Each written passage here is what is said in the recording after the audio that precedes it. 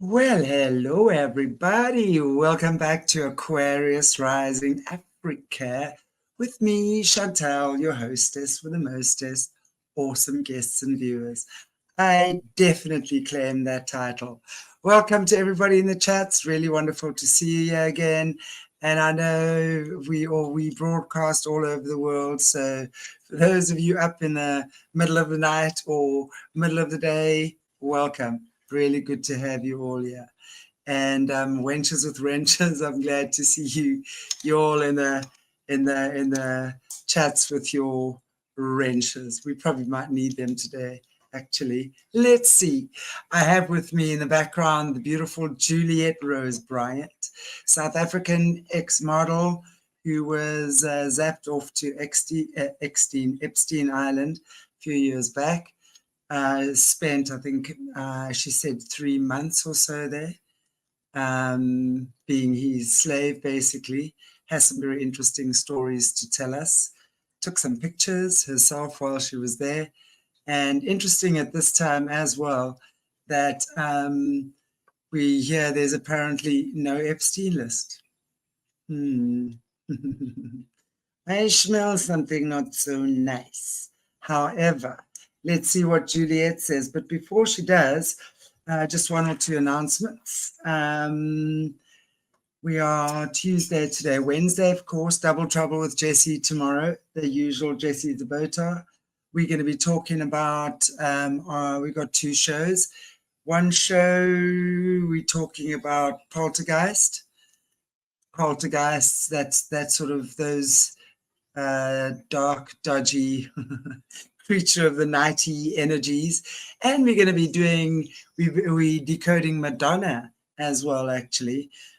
Last week we did the Catholic Church, and we're always on at the Catholic Church. Madonna is definitely, in my opinion, grooming from the Catholic Church. Interesting. So we're going to be doing Madonna, and we're going to be talking about poltergeists and things tomorrow on Jesse's show. Then, of course, Thursday, Dr. Dennis won't be here, but Samantha Plested will, a beautiful transsexual woman I did an interview with a couple of weeks back. She'll be answering our questions on Q&A, so please join us for that. And then, of course, on Friday, our usual on Rumble. Catch us on Rumble in the jungle, because we've been whacked for doing a commentary on the Hitler documentary. So catch us on Rumble for that. Welcome, everybody, once again. Really happy to have you. And without any further ado, ta-da. The lovely Juliet Bryant. Juliet, welcome. How are you? So good to have you with me today. Thank you so much for having me on your show. And thank you to everyone for listening and for caring, because, as we know, there's been a lot going on with this Epstein story, and it's been very, very frightening with them hiding things like this from us. But sorry, let me not jump in with all that. But thank you for having me on your show, Shanti. I'm really honored. No, the pleasure is all mine, and I'm so glad that you're speaking to us, because I know this whole, Epstein for a while died down, and then suddenly all sorts of stuff came up again. Let me not use the word died and throw that around too freely, because none of us really know what's happened with him, do we? But before we go there, I would just like to maybe introduce you to our viewers. You're a newbie on our show. We've got a wonderful bunch of people on Era that will love you and support you through your testimony. And I'm very appreciative that you are here as well. So you and I have had a few chats off air, which have been very enlightening. And basically, your story starts when you were discovered you were a new model in Cape Town, the age of 17, and you were discovered by 14. They tried to take me when I was 14, actually, but my mother wouldn't let me do modeling. That's how disgusting these creatures are. They come for people when they're really young. Sorry to jump in there, Shanti, but I was scouted at Green. Green Market Square by Elite Model Management when I was 14. I've got a newspaper clipping from 1997 to prove this. But they took me when I was 20. But they did try earlier. Sorry, I'm so sorry to jump in like that. No, please don't be sorry. I'm actually going to hand over to you and just ask us to share your story. Like you were a new model girl in Cape Town, and from what I understand, just to give some an outline, you weren't born into a sadistic or an abusive family or anything. You're not part of a cult family or satanic ritual abuse or anything like that. No. My parents never. I was never abused by my parents. Oh my gosh. Out of here. Sorry. Ollie, help. Sorry. Sorry, some people are not allowed on camera. Love you, Kai. Thank you so much, Ollie. You're a star. Sorry, everyone. My little boy's got autism, so he sort of does his own thing, but he's the most amazing little angel. So sorry for that.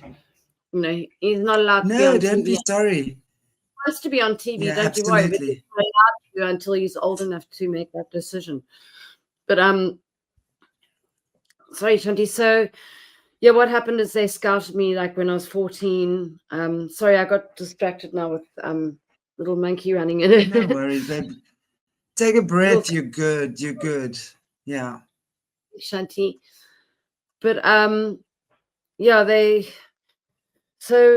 scouted me when I was, was that the question where you're asking the whole story from how it started from the beginning, right? Yeah, just how did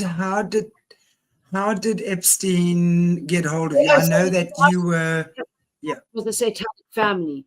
And my parents were never, I was never abused by my parents ever.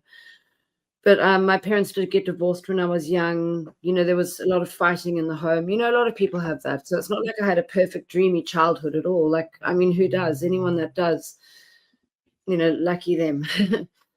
But my father's father did work for NASA. But he actually died 1 hour before I was born, which is also very weird. His name was Harry Bryant. So I never met him, obviously, because he died 1 hour before I was born, which is like, it's a very weird time to suddenly die, like as someone, it was just like, it was very strange, all of that.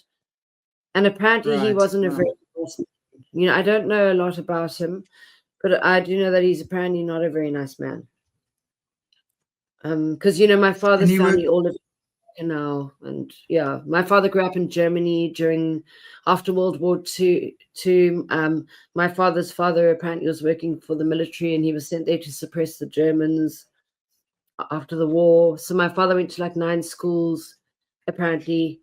It's not apparent, it's true, because that's what my family have told me. But because my parents got divorced when I was 8, and my dad's an amazing man who just works very hard. He's obviously, I think I know my father was traumatized by that man. So as far as satanic families and stuff, yes, I would say that my father's father is a bad person. I never met him, thank goodness. But I know what you're saying, how these, that's also why I've wondered if I suddenly realized, like, is this something to do with me being taken by Epstein? Since Epstein worked with the CIA, is it connected somehow? But strangely enough, I think it's more connected to my mother's family than my father's family. Any reason that they would be going after you more for your mom's bloodline that you know of? Well, I've done a bit of family history, and my great-grandfather's brother was apparently Terence McSwiney. And he fought for Ireland. He went on a strike where he wouldn't eat for 75 days unless the people were looked after, and he died for the people. And then you see what happened is my family, I think, fled to Africa at that time. They were going to go to America, but someone told the guy one night, don't go to America, go to Africa. So he just suddenly changed his route, and they came here. And, my granny's aunt was sent to Robben Island and never seen again.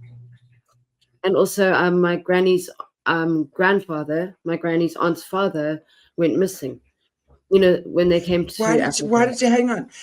let's reverse a little bit. Your grandmother's aunt went to Robben Island for what? What was she? What did she They do there? say she was ill. Like, I don't know the full story, but they say, like, I don't know if it was like what kind of illness, but I know they used to send people there for if they had like leprosy or if people had mental illness. Right. Well, so-called mental illness, let's call it that. You know what I mean? But I mean, it's kind of creepy that she was sent there and she never It's returned. just, You know, that's with Nelson Mandela, he came back from there. My granny's aunt was sent there when she was 20 years old, and she was never seen again. I just want to clarify for our viewers about Robben Island. Many of you might know, but that was the prison island on which famously Nelson Mandela was kept prisoner. But and it's interesting what Juliet is saying now, because it actually wasn't always about that. It was definitely the island where people were sent to be ostracized. So whether, as you say, for mental issues or leprosy and stuff like that. So wow, that's actually interesting, because you're saying then that your great aunt was actually sent to Robben Island because she had leprosy. What did she have, did you say? Did she have mental I'm illness? I don't know Exile Island, yeah. exactly. You know, we don't know the full story, but actually, funny enough, I know an amazing woman who was a neighbor of mine at my past house, and we started talking one day, and her great grandmother or her grandmother was a doctor on Robben Island, and she holds all the records. She's got them. She inherited all the records. So I should actually, she said, if I want to go through the records with her, I can.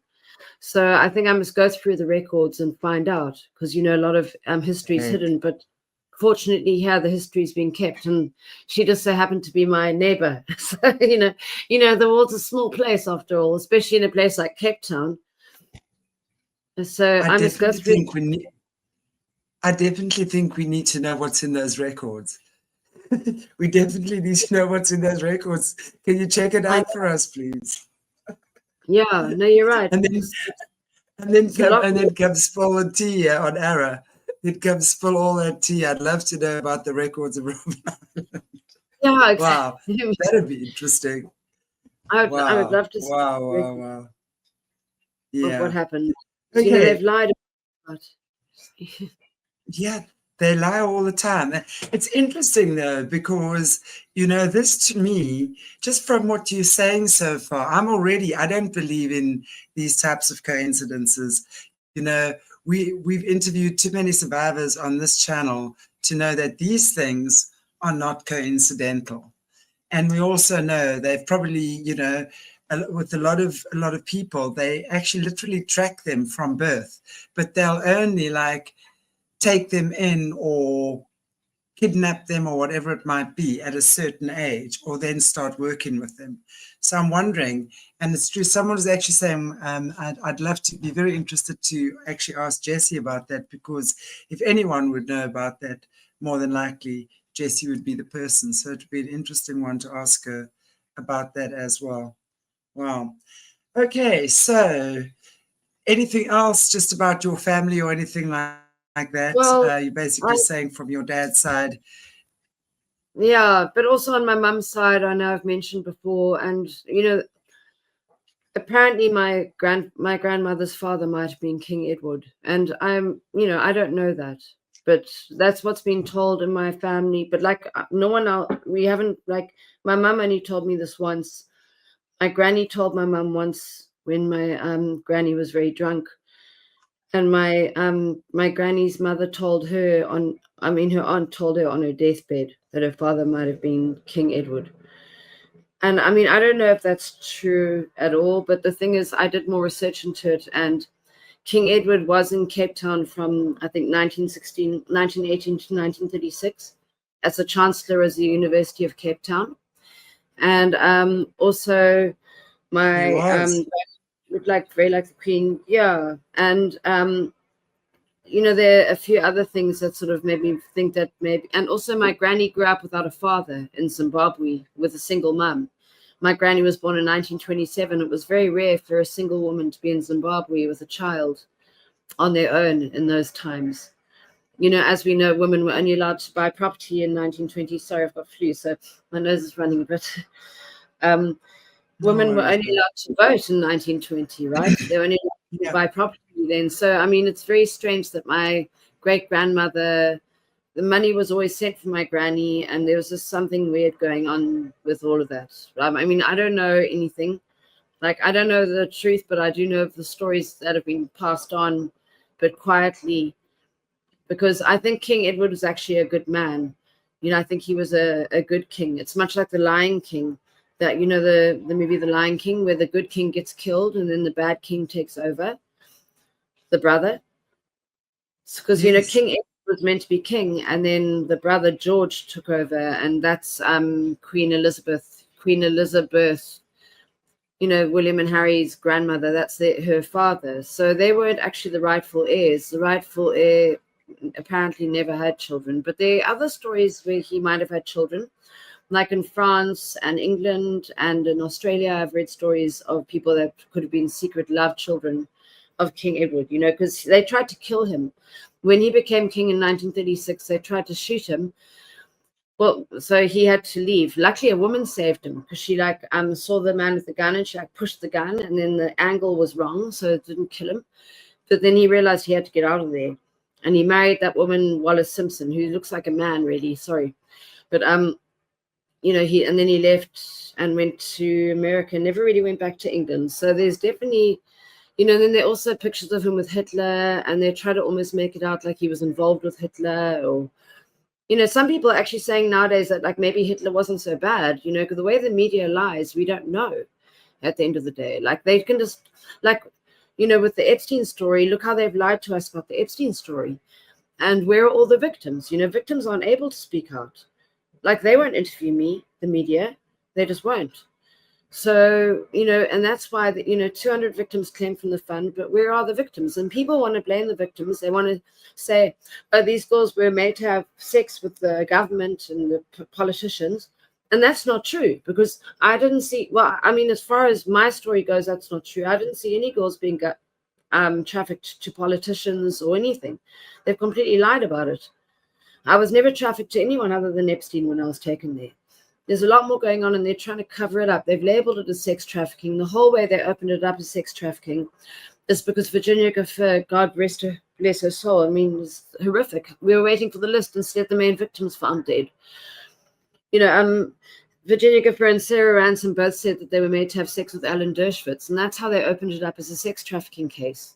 But nothing ever actually came from those claims. There was no lawsuit, and Virginia retracted her claims on that. So it was weird, because at the end of the day, like they say, Ghislaine Maxwell's gone to prison for trafficking who to who. She was obviously part of the organization, but the organization goes a lot deeper than what they're trying to tell people. They're trying to make it out like these girls are being paid off and stuff, and it's not true, because all the girls that I know, I don't know anyone who's got like more than obviously $1 million is an amazing amount to get on a settlement. But the thing is, they gave, $300 million, and I think a lot of the girls got a lot less because they didn't have evidence. And I don't know. I don't think there are as many victims as what they're saying. I think a lot of people have been screwed over here, and a lot of the money's been stolen.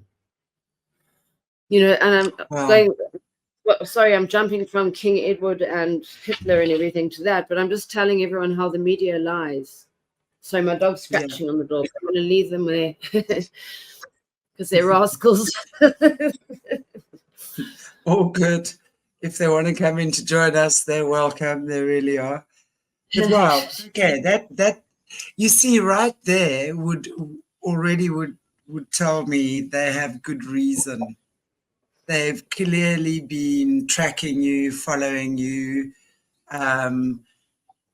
over the years, because they would have obviously known that you have bloodlines, and that to me would become more apparent later. But before we get there, I want to then just speak about when you were 17 and they try to, elite models try to when I was 14. What are they? Elite models. Yeah, they 40. Found me. Yeah, Green Market Square. Yeah. I was with a friend, and they approached me and they asked me to go for a modeling casting. And it seemed, legitimate and all. But my mum came along with me with her friend, and they said like, no, they weren't. My mum said, no, I'm not allowed to travel or work while I'm so young because I'm doing school. So then they sort of like backed off. They could see that they weren't going to be able to. But you see, for some other people, like luckily, like my father paid for us to be educated, and we had food. But like, what about for other people who don't have the money for food and education? They're a lot more likely to go off and think, wow, I'm going to make everything happen for my family. And it happens to a lot of models. Like even, like that beautiful girl, Shelby Dean, who she did that movie, The Triangle of Sadness, and she was found dead. Like, well, she died like just before it was released. It makes me so angry because she was such a beautiful girl. And they put her into modeling when she was young, the family trying to and she did very well, but she died when she was 30. Like, I find it very suspicious how she died. And I know a lot of other girls also who've been taken overseas as young people, and a lot of people, young girls who are taken overseas alone, they don't come back okay. Like, I was taken there when I was 20. I didn't come back okay because predators come for young, innocent girls. And if you don't have a guardian or a parent around you, it's very, very dangerous, for a young person to be traveling alone. I was interviewing another ex-model a couple of weeks back, Ali, who also she wasn't involved with Epstein, but had this relationship with this warlock guy who drew her in lots of addictions and things that followed. She's also shared her testimony not too long ago. But it would be interesting to have you and Ali on actually at the same time to talk about those experiences. So it'd be good. We can chat about that at some point. A lot of the things will match up, and also what you were saying earlier with the bloodlines, I only came across all of that when I started doing more research after they gave me settlement money and I had time to get off the hamster wheel of life, because I've got an online store. I used to work for Sotheby's selling property. I've done many jobs. I used to be a waitress. I've done all sorts of jobs along the way. But luckily, when I got the settlement money, I had time to do more research, and do you know how I found out about the bloodlines? I was looking at the painting, The Birth of Venus, and I was analyzing it. And I thought, how was Venus born as an adult on a shell? And how was, they say her mother was Earth and her father was the sky. I need to Gaia, Mother Earth, and this. I need to check all my research from back in the day. But what I suddenly realized was, oh my God, it's genetic interbreeding. And I realized it without even finding out about the bloodline. I mean, it was just weird how it like sort of clicked, because I went down the rabbit hole with all of this research, after seeing him shapeshift and all of this, a lot of weird things happened there that are unexplainable. So I had time to sort of try to myself. Yeah, so Shanti. I'm just going to say, I know there's a lot that happened, but I still want you to take us back to the day you met him. So let's go back to the day you were, no worries. You were spotted by Epstein. And I guess. Okay, so what happened there is when I was 20, I was studying psychology and philosophy. And then I needed to work on the side, sort of, fund my studies and everything. So I started doing modeling because I got scouted a few times. I also won. Oh, yeah, you're right. When I was 16, I won a competition with Storm Model Management. So they got me a portfolio and everything. But anyway, what happened is when I was 20, I went out with a friend of mine to Osaka on Kloof Street. And a girl approached us and she said, oh, some man's bothering me. Can you please help me? So we were like, oh, of course, as young girls, we wanted to sort of look out for another girl. So, and then no man ever approached. She was obviously lying. Because then she said to me, oh, her friend Jeffrey Epstein is here from America and he's best friends with Bill Clinton and Leslie Wexner, who owns Victoria's Secret, and he's here with Kevin Spacey and Chris Tucker. And do I want to meet them? So obviously I was just like, oh my God, I was starstruck, being like a 20-year-old. And I just thought, oh my God, of course I want to meet these people. you know, because I really wanted to get ahead with my modeling and try like make things better for my family and everything. So we went across to the restaurant. They were having dinner at Beluga, you know, which is like about 10-minute drive from there. And we walked in, and they all stood up while they're having dinner, and they were actually really there. You know, it was like, whoa. You know, like Bill Clinton, they all stood up while they were eating dinner and shook my hand. And then, yeah, we spent about 10 minutes there or something, just like meeting them. And then we left. And then the next day, the same girl. While we're there, sorry, while we're on the night that you met Bill Clinton, I was actually listening to one of your previous interviews, and that was actually a very, very interesting meeting, because what you actually said was when Bill Clinton shook your hand, he shook your hand and he actually would not let it go. He was holding your hand, speaking to others around him for a minute or two, and all the while he held onto your hand. He started talking to someone like this and just ignored me. And he carried on talking for like at least a minute. And then he looked back and said, "Nice to meet you." After clutching onto my hand, it was very creepy, because I was just standing there. I was like, you know, like, whoa, you know, what do you do? I couldn't like grab my hand back or be like, "Hey, what are you doing?" You know, it was the first time I'd ever met anyone famous in my life. And it just so happened to be the president of America. Well, he was the ex-president by then, you know, it was 2002. I think he stopped being president of America in 2001, but it was 2002 when I met them. And, you know, very soon after 9/11, actually exactly a year after. Wow. So that night at the meeting was Bill Clinton, Kevin Spacey, Les Wexner. Wexner. I never met Wexner.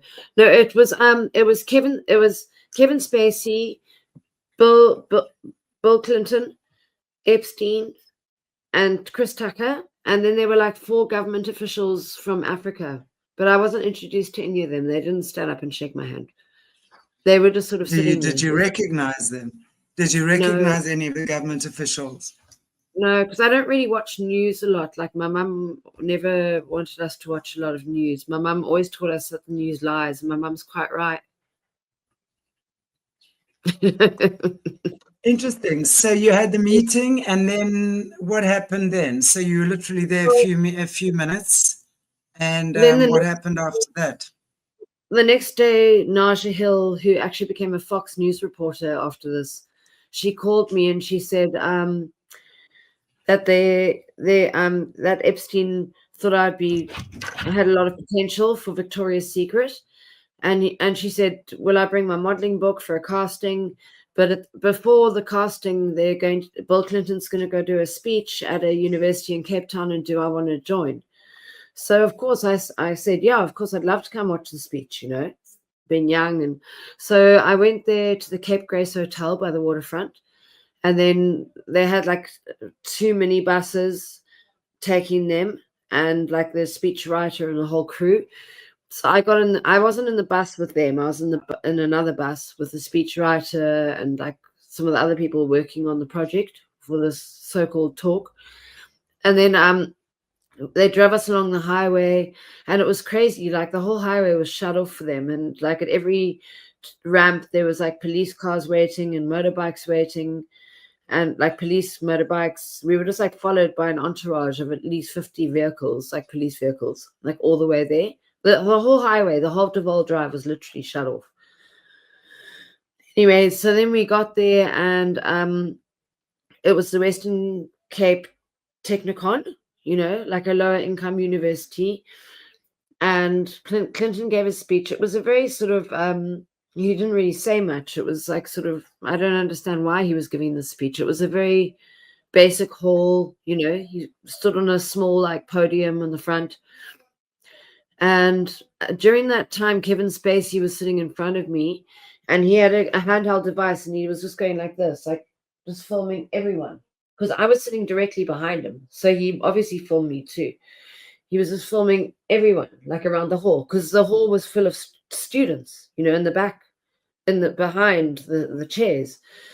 And I didn't realize, like at the time, I just thought he was like sort of helping with the Clinton Foundation and filming it to raise funds, you know. I was naive, but obviously years later, I'm realizing that they were filming it for far different reasons.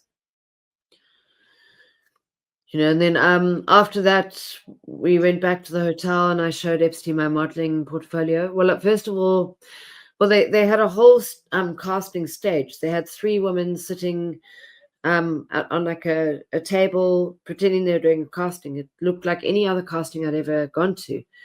And they said that the casting was for Karen models.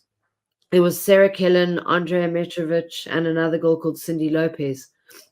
And they looked through my modeling book and then they said, right, you can go through and see Epstein now. And then they told me to go through the door behind. And I walked through and I sat opposite Epstein on a sofa and he looked at my modeling book and he said, right, I think you're going to be perfect for Victoria's Secret. So I was just so excited. I was like, oh my God, but the weird thing is I was the only girl at that casting. There was no one else there. Because usually at a modeling casting, they're usually 100 girls, at least. But anyway, so then his office started phoning me. Leslie Graf, they arranged me a visa and I told them I don't have money, I can't afford a ticket or, anything. They said, no, they're going to pay for everything and they'll deduct all the expenses from my income once I'm there. So, of course, I completely believed it because, as I was doing the casting, Bill Clinton walked through the room as well. I mean, he witnessed the whole thing. That's the weird thing is when he walked into the other room where he was staying, which was behind us, which was an adjoining suite, I smelled such a weird smell coming out of there. It was so weird, that smell. And, I've only ever smelled what that smell? It was like a putrid smell. I smelled it there and I smelled it also at the governor of New Mexico's mansion. It smelled I thought it smelled like feces and urine, but my friend said it sounds more like the smell of dead bodies or something from the smell it was. It was just and it was masked with cleaning chemicals. But I just smelled this putrid smell as he opened the door when he walked behind me. And then also at the governor of New Mexico's mansion when Epstein took myself and another victim there and those men came out and shook our hands and looked us up and down. When they went back in their room, I smelled that same smell. It was just the most disgusting smell. Wow. Yeah. Sorry, yeah, it was horrible. But at the time I didn't realize, I just thought, oh, maybe the hotel's got a problem with their sewage or something. You know what I mean? Because because that time when Clinton walked into that room, I wasn't like, oh, this is a red flag. I was like, gosh, what's that weird smell? You know what I mean? I just thought, I didn't think it was the last thing the last thing you think of is that he's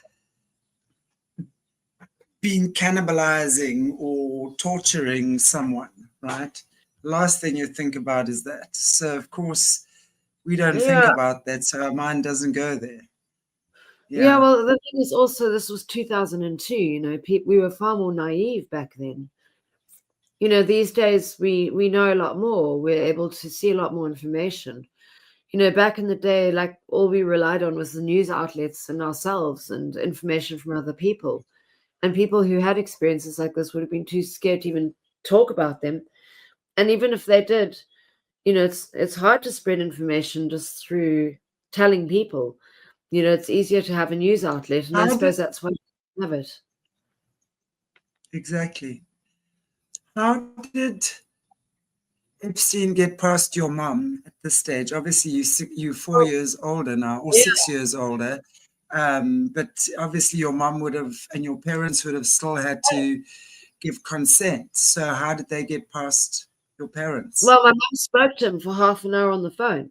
And then he told my mum that he's also going to pay for me to study anything I want to. And he sees a lot of opportunity in me. It was just he was just because my mum was very interested in my education.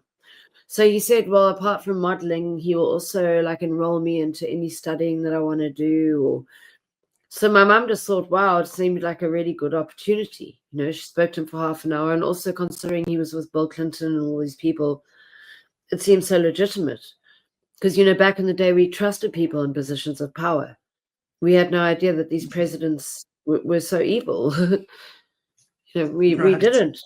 Yeah, I mean, in South Africa, we were waking up to it. But, in America, we really thought America's the land of dreams. You know what I mean?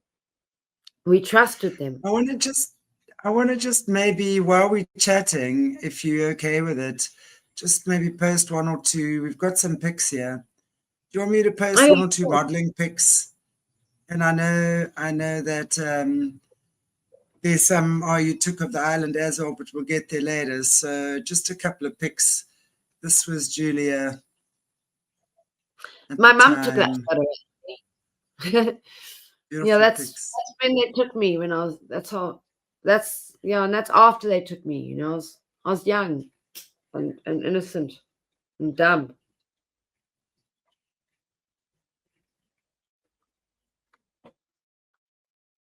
Beautiful.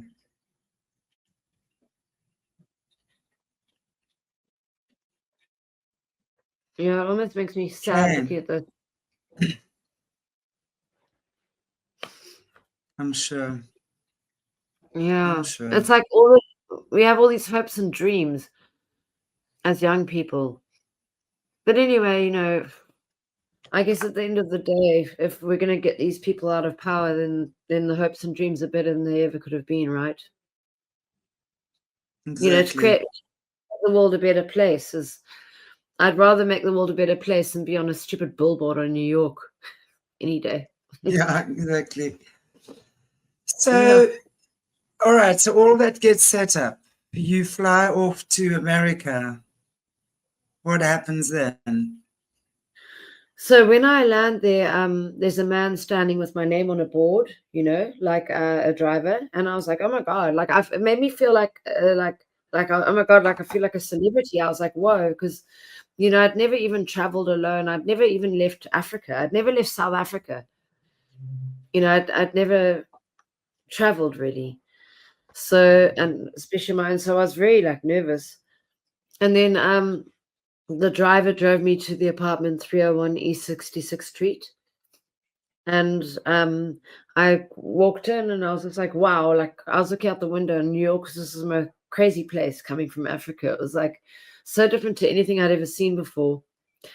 And then the phone rang after and I hadn't slept after this 24-hour flight, I was just so excited and felt all my dreams were coming true. I've still got my diary from that year, and you can see all the things I packed. I packed like my pajamas, my towel, and my tweezers, and my books, and my art stuff. It's very boring, my packing, but it's like you could see that I really didn't think I was going to be whisked off by those people. Like, why would someone pack a towel if they're going to be taken off by a billionaire? You don't need your own towel then.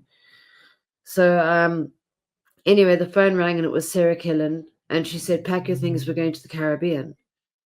So I assumed it was for like a modeling shoot. I wasn't sure why they were taking me there, and I didn't have a phone. I was like, but like, okay, this is weird. But I didn't really have much choice. So I couldn't contact my family or anything. So then the car came back and drove me to Teterboro Airport. And I got on the airplane, and Epstein was sitting in the front on the right-hand side. And then Sarah Killen and Andrea Mitrovic were on the left-hand side. And then Epstein patted the chair like this next to him, like, dunk, dunk. It's like, come here, like, dunk, dunk. Like, he was very sure of himself. So I was nervous, and I was like, so I went and I sat next to him. Well, he was actually on this side and I was on that side, sorry. I'm just doing it like that because it's easier to explain. But he made me sit there next to him, and then as soon as the airplane took off, he started touching me in between my legs, and I was just like, oh my god, they're gonna kill me. I completely freaked out. Every time I talk about this, it makes me feel like I can't breathe properly. And after I came back from there, I was taken to hospital with panic attacks. Sorry. Just take a breath. You're good. Just take a breath. Take your time. Thank you. It's so hard talking about it again and again. Do it. Sorry. Sorry. You're okay. Oh. Take your time. So then I thought, these people are going to try to kill me. And I knew I just had to do whatever they wanted. So it just broke me. you mind talking for a bit, Shanti? I'm sorry. Okay, babe. My name wasn't even on that flight log, so if I'd gone missing, no one would ever have known what happened to me. Sorry. I think that is so. Just take a breath. I mean, obviously, we realize, I mean, I feel it in my chest right now, and I can definitely shed a tear for you. I can you cut me out? imagine. Please. Okay, I will for a minute. And then you just talk for a bit.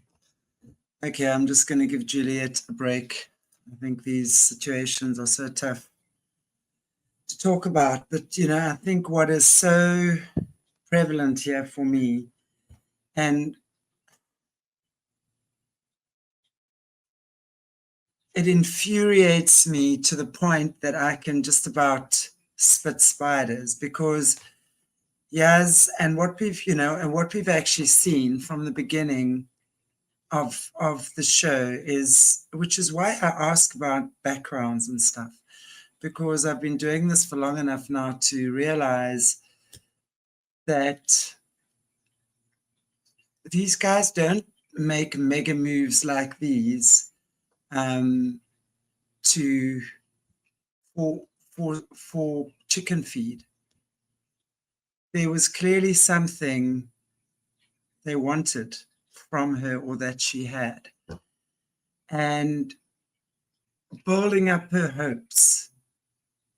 I mean, as a young girl, good grief, to be offered to become a Victoria's Secret model. What an opportunity. And speaking to her mom, gaslighting her mother. Oh gosh, vulnerable people, you know, these vulnerable people. And then, of course, hey, you know, we're just arriving in America. Pack your bag, we're going to Caribbean. I mean, wow, what an experience to go to the Caribbean. Epstein on a plane. And the minute that plane takes off, your shit starts.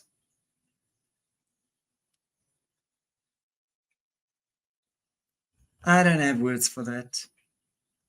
And I want to just say thank you to all of our viewers who are just amazingly supportive when it comes to supporting our guests.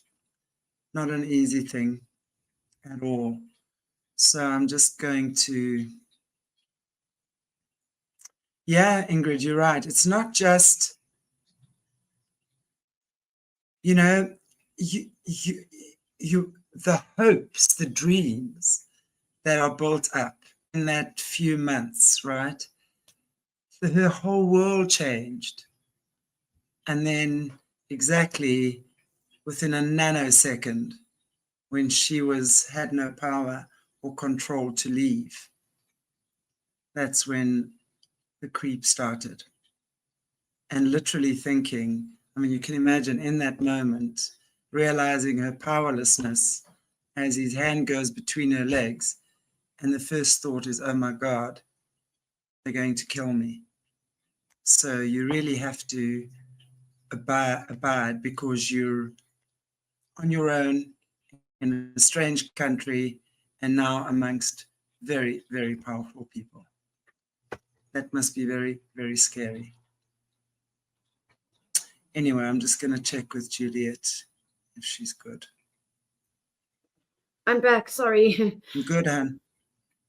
Yeah, I'm back. Sorry, Shanti. Sorry, everyone. Babe. It's really hard talking about that. And you know, especially like with the news yesterday about how they're not even going to be investigating this further, and how Virginia Gaffer and other victims have been found dead. You know, it's not nice living like this. Like, I'm too scared to even go out. Like, I definitely can't go out on my own. I've had like frightening incidents happen, but anyway, sorry, let me not jump ahead. Let me just close this door. Sorry. My doggies wanted to come and say hi. Well, that's why they need to be in there with you. They need to be there with you. So you should let them in. Don't be sorry. No apologies anymore. You know, it's just, we're here for you and just like to support you in your story. And So just being on that island was like, it was really frightening being trapped around people like that. Like a lot of people like say like, oh, because they sent me home and they kept taking me back, but I was just shattered after all of it. And he told me that he worked with the CIA. He had my family's name on a list. And he told me that a girl who accused him of rape, he planted drugs in her apartment and had her sent to prison. That was because he took me from the island to Palm Beach, and then I was sent to New York, and then he sent me to have my teeth made whiter and my hair made blonde. Because they kept making it seem like they're gonna. But I was never sent for any modeling castings. I was only like called to his bedroom all the time. Sorry, I've got to catch my breath. Sorry, it gives me anxiety. no, it's all good. It's all good. So, Sorry. from what I'm understanding or intuiting from you, is you get on the aeroplane with him, and as liftoff, he starts his shenanigans. And I can imagine that at that point you must freeze. There must be so much going on through your mind. What was going on in your mind at that time? I thought, oh my God, my family are never going to see me again. I thought I'm going to be dead. They're never going to see me again. I got such a fright. And the horrible thing is that I came back a different person. So in fact, my family did never see me again as I was because of what they did. So I can imagine that must have exactly. You would have been completely frozen, and in this innocence, you were completely not knowing what to expect, right? So you have this. I just expected I was going to go there and become a model, like a proper model, and make money and help my family. Like I was just imagining I was going to buy my brothers both their own cars, and I had all these plans, like to help my family, because they made it out like I was going to become a top model, and then like I never was offered any modeling jobs, and all they did was try break me. Who was on the aeroplane with Epstein that day? I mean, who were the people? There must have been people that were seeing. Yeah, Sarah Killen and Andrea Metrovich. Sarah Killen worked with him for many years, and Andrea Metrovich apparently worked with the Clinton Foundation and also married a man who worked for the Clinton Foundation. And when they saw this going on the aeroplane, they laughed. Sorry. I'm so sorry you had to go through that. Well, it's like they had their ways of normalizing abuse, And I'd only ever had 2 boyfriends before that, so I was very like naive and just yeah, it was, and then being taken there and being called to his room, and then more girls were brought to the island, and he was taking them to his room. It was just horrible. Like, how is anyone ever supposed to have a relationship or anything after that? Sorry. But I'm also crying again. I'm so sorry. It's okay, babe. Sorry. Yeah, and then also thinking like shape shift and actually. Yes. I just want to, because I mean, at the end, I'm going to show some pics here of you just having, and I think these are all pics that you took on Epstein Island, right? I found disposable cameras in the kitchen. Yeah, that's the chalet. They made me sleep in that chalet. That's the room where I was made to sleep. Okay. Yeah, and that's also the place where that's the bed I was made to sleep in. Because, he only took us to his room in the day. So, we were taken there like 3 times a day each, and then we'd also been made to sleep in our own rooms like that. And it's very creepy, actually, when you look at it properly, isn't it? Yeah. Yeah, and that's where there was the painting, the artwork of the walrus raping a girl, like the prehistoric creature. Wow. Because that's inside. You know the picture you just showed before? This is the inside of that room. Okay, so Yeah. that's the outside. This outside. is the inside now. Yeah, that's the outside. And then that's the inside. You can see the door there. You know, it's the same door that walks in there from the side. If you're walking from the pool, you're walking in through the right. Right. Okay, what's this here? Look, view That's me. from your... Because what happened is over the years of him taking me there, I became a bit more cheeky, and then I went and took photos. Like, oh my gosh, Kaka! I took photos around in the property when he wasn't there. The one day in New Mexico, he went out. So I took these photos, and he had all this expensive artworks there, like all sort of like Renaissance art. Like, you know, it was very, very weird. And that's the last time he took me there, was to New Mexico. And it's actually very creepy because I felt like I was only there for a few days, but I was actually there for longer than what I realized. I was there for almost 2 weeks. And that's where I had the memory waking up in the lab with people working on me. I also met Michael Bay, the movie producer there, the guy who made The Island and the Transformer movies and stuff. And, you know, he lies about being there because I did an interview with this lady from the Daily Beast, and she contacted his people, and he said, no, he's never met Epstein. He's never been to Epstein's properties. Well, he's a liar. And let me tell you more. I was taken to Hollywood after all this, and it must probably be related to Epstein. I didn't realize at the time, but I saw that man, Michael Bay, there. And then he lied and said he was going to take me for a drink nearby, and he took me all the way to his house and tried to get me in his bed. And then I managed to get away from him, thank God. But he's actually a bad man. And if he wants to lie about being at Epstein, then he can talk more about how he took me back to his room and in his house and tried to force me into his bed. He can discuss that then if he wants to lie further.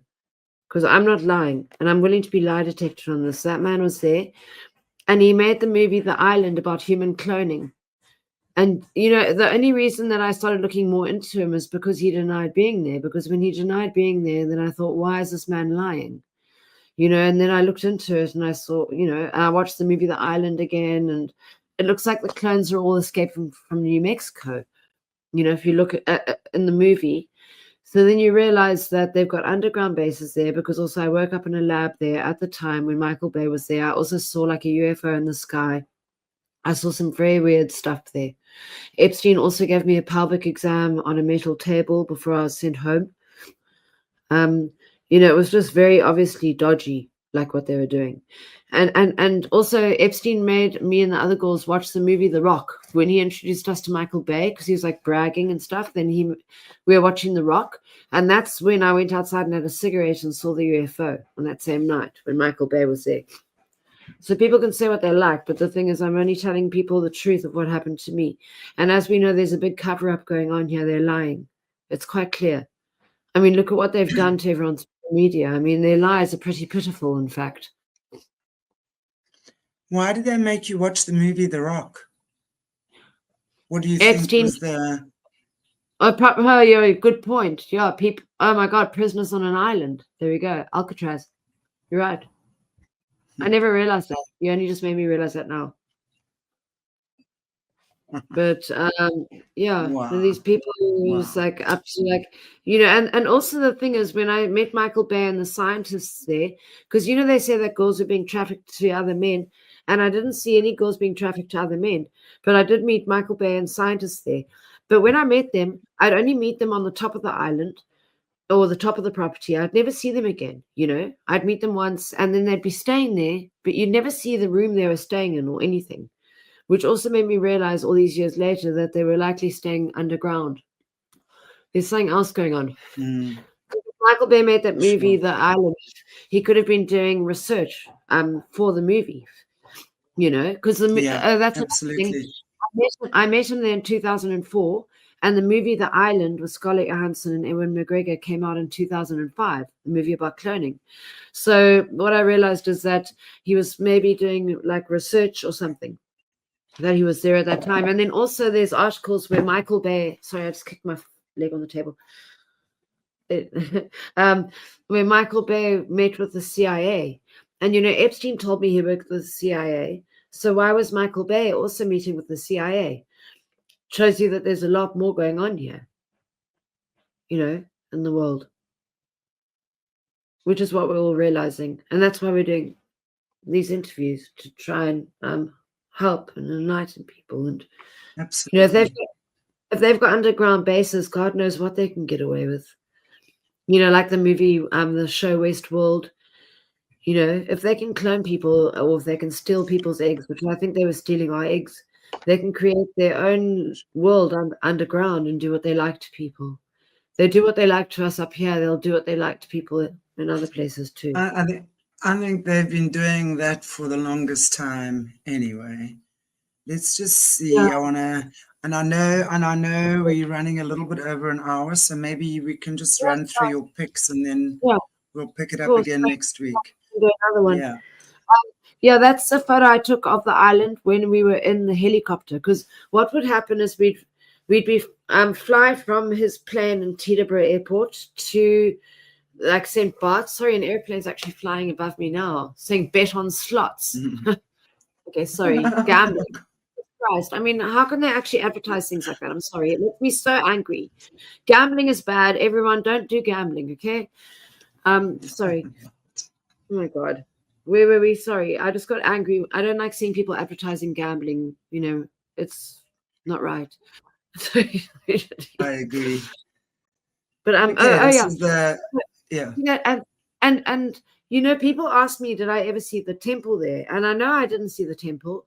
And because I'm like, no, I never saw it. I thought maybe it was in an area where I just didn't see it, because, we weren't really allowed to just walk around on our own.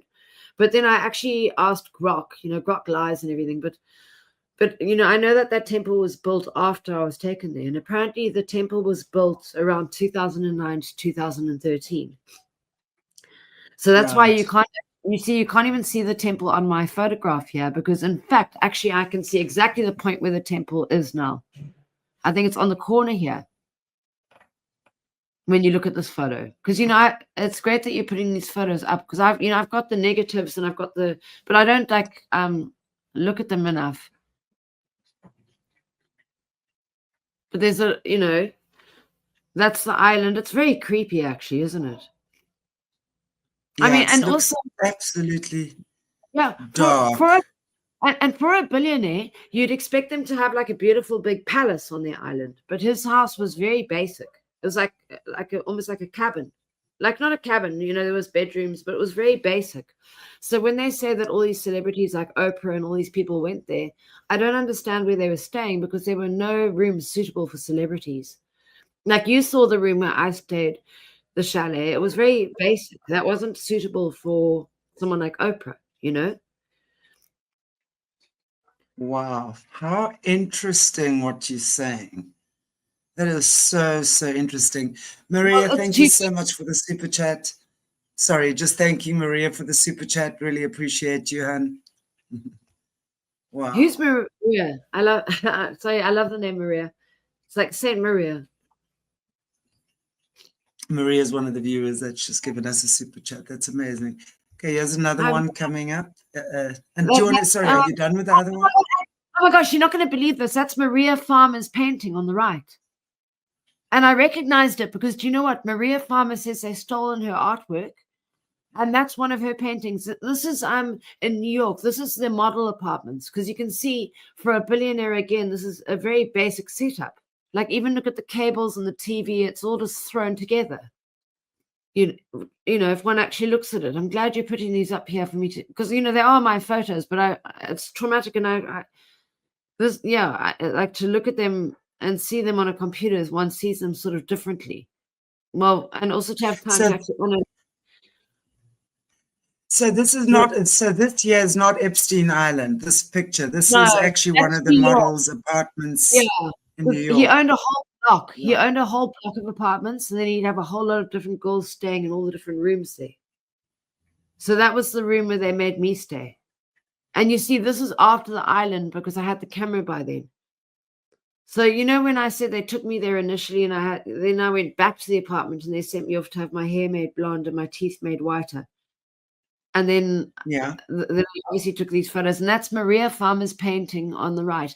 And you know what? On one of these photos, I can also see they've got a book on Maxwell on one of them. Wow. Wow. That's absolutely insane, really. Yeah, that's East. Okay, That's 301 East 66th Street.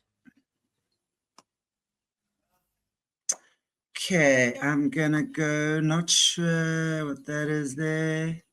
Oh, that's the paint. That's the artwork that was in the chalet. And you know, the only reason I took a Okay. photo of that chalet was because there was a lizard climbing on the frame, as you can see.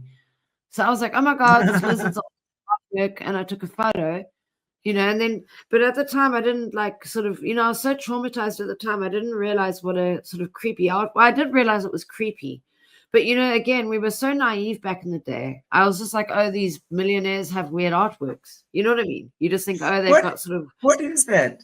That's a woman Yeah, laying. and What is that's that thing climbing on her? it's like a prehistoric walrus, and it's almost like what it's showing basically is like the scientific experiments, and then it's also showing the interbreeding, I suppose, of you know the Chimeras. dragon. There's and also the scary thing about this is it's not a painting; it's actually like a photograph. What? That And is and just another beyond disgusting. And another weird thing is that they put this exact image on The Apprentice. You know that show by Trump? You know, Trump made The Apprentice, like Yes. your file. They Yes. had this artwork Yes. on The Apprentice. It's the only other time I've seen it. Wow. And like she's got the ECG plugs there and the satellite. Maybe the satellite symbols Wi-Fi. I've never thought about that, but it could like it shows like broadcast, you know, something. It's creepy. And the ice, it's very odd actually, the whole thing. That's his aeroplane. Yeah, that's just the plane. But he had two airplanes. And that's me under the water because the one camera took photos underwater. So I thought I'd test it out. But as you can see, I look pretty fucking freaked out. Sorry to swear. Juliet, I wish I could give you a hug. Thank you, Shanti. Those are the chalets again, because there were 4 chalets. And then each girl would be put in one chalet. There'd be a girl in each chalet. It's actually so creepy, isn't it? Why is each girl put in a chalet? Yeah. Maybe they've got And a you little say tunnel. 4 chalets. Maybe there's sorry, Shanti. Did you say there were 4 chalets? Yeah, there were 4 chalets around the pool. Wow. Yeah, and then I'm not that sure elf. what that is here. That's me as a child with my gosling. Oh, baby. Yeah, Did I you want grew to up on say anything else about the farm? Yeah, well, I love animals and you know, but as I said, my parents got divorced when I was young, so. But I've got my own farm now with my dogs and cats. That's the island. You know, Beautiful. they've also got the American flag sticking up on the island. Wow. You see the big flag? Yeah, that was looking up Yeah. from the island.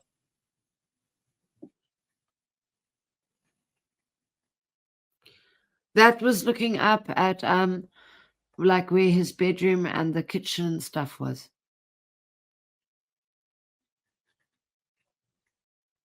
You see, this is what I'm saying. Like a billionaire on an island would have a bigger house than that. They wouldn't just have like a little house like that. You know what I mean? It just feels to me like there's obviously a lot of nefarious things going on underneath. Because as you say, like that's obviously inside somewhere as well, right? That's me in New Mexico.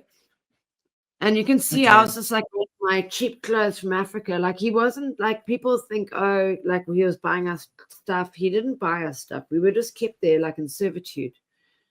You know, it wasn't like that. Like there was no alcohol around. I was never served any champagne around there or anything like that, for sure, you know. There was food provided, and it was not at all the sort of glamorous thing that a lot of people would imagine. You know, Right. and he was out this day, so I went and took some pictures quickly. And that's the swimming pool at New Mexico. It was an indoor swimming pool. More of his like weird It's the same artwork. pic. Yeah. Yeah, the same one from earlier. Yeah. And actually, you know what's interesting? Who's going to light those candles? Yeah, and that's Palm Beach. He had like a gorilla at the end of this pool in Palm Beach. And I'm actually standing by the gorilla, but you can't really see me. And then I wrote my name in rose petals. I wrote Juliet Rose. Lovely. It was And you see, look at this kind of artwork that was around there in New Mexico. It was all like very, very expensive like stuff. And that's the other thing, is that the properties didn't match each other. Like they were very like, it wasn't like they were all owned by one person, because, you know, usually if one person owns something, it's going to have a similar sort of decor, similar sort of feel. But all these properties were very different. And so, which made me realize it was more like a club. right. You know, Exactly. these aren't Epstein's properties. These properties belong to the club. But Epstein's the name put on it. Yeah. And that's Sarah Kellen and Andrea Metrovich. Those are the girls who laughed at me on the airplane while he started abusing me. And why is that a crane that he had on the island? Looks like a crane. How could I not have realized at the time? He had a big trampoline in it. That's Palm Beach now, that one. Yeah, that one's Caribbean. That's Palm Beach. That's the view from his property in Palm Beach. He was on a river there. You know, I take photos of sunsets and stuff. And that's, again, the island. You know, you can see the island in the distance and the boat. Wow. Wow, wow, wow. Okay, well, I'm going to leave that there for today. I know we were going to chat for an hour today, and I think we've just yeah, we can do a follow-up over an hour. Yeah. Questions anyone has. Sorry, I've got flu and sniffing. No, absolutely appreciate you, and wow. I mean, I think South Africans are sleuths. We're clever. Well, not me, but other South Africans are clever. I mean, look what Elon Musk's done. He's just going to start an American party. Good for him, you know. Trump's a liar. I think Trump screwed Elon Musk over. Do you think that's what's happening? Gosh, I mean, I find it interesting, actually, that Trump and Elon had this big breakup not long after Trump actually exposed, and that was because of Elon actually exposed the South African farm murders. So, I mean, I think something weird. I mean, I don't know. This is just charading for me. There's all sorts of charading going on. Mild autism, like my son. You know, I recognize them. I think he's got a form of autism, and he's a brilliant genius man, and he really wants to make the world better. But, you know, the problem is that people must never let ego overtake compassion, you know, because that's what happens. Sort of like, you know, and it's hard when someone's like the richest man in the world not to feel like, oh my God, like, but I don't think he's as bad. But who knows? Maybe he's worse. I mean, goddamn, nothing would surprise me anymore. But right now, I'm trusting him a lot more than I'm trusting Trump. Trump's a bloody liar. Trump's a salesman, is what he is. And a lot of people are angry with me, like, saying I'm anti-MAGA. Well, MAGA means sorcerer or witchcraft or whatever. So, you know, I don't mind good magic, but I don't like bad magic. I don't like hypnosis of the masses. You know, Trump and Obama both practice the Erickson technique. You know, hypnosis. You know, Andre, the hilarious hypnotist. Do you remember him? Yeah, that South African guy. Yeah. Yeah, I mean, that's an amateur. Imagine what the professionals are capable of. Yeah, of course. I know. Just interesting, yeah. Because although I have to say, Elon Musk was in the system with Jesse Zabota, so he's well known for his shenanigans in the system as well. He was one of her training partners when she grew up, and I that don't was even. with Jesse, Elon, one of the Rothschilds, and her training partner, who's Lucian Greaves. Okay. So Well, I'm no Elon training was in there. Who are you? We're here, trying to help people. And, that's what I realized recently is that, the leaders of our world, the leaders should serve people. It shouldn't be the people serving the leaders. Absolutely. Leaders should quietly serve people. And we can see